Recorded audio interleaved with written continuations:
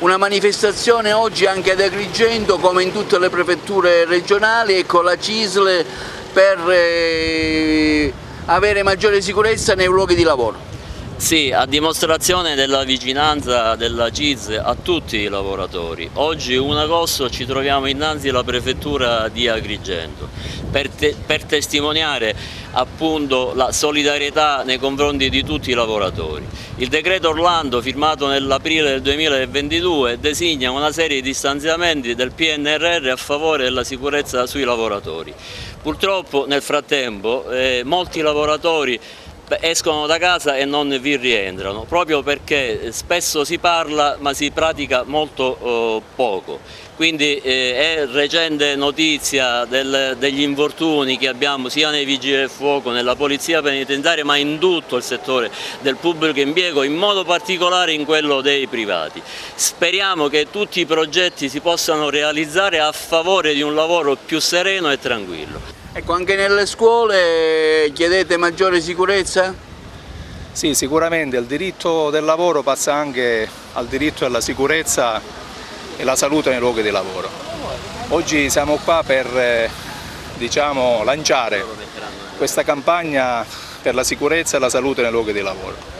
Chiediamo per questo un coordinamento con la Prefettura affinché si possa sensibilizzare con le parti datoriali e appunto le parti sindacali e con le istituzioni questo grave problema che è la sicurezza e la salute nei luoghi di lavoro.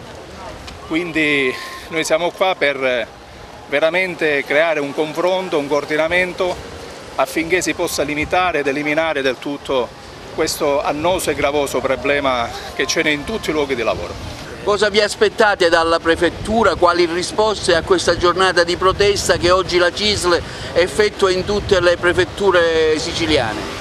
Ci aspettiamo una sensibilizzazione maggiore nei luoghi di lavoro, in modo tale che la sicurezza non sia più un obbligo, ma sia un metodo di lavoro, diventi un metodo di lavoro per evitare l'incremento, come sta succedendo attualmente, di troppi infortuni sul lavoro e di troppe disattenzioni anche da parte degli operatori, che devono essere formati alla sicurezza. Anche questa è una cosa importante, anche la loro formazione.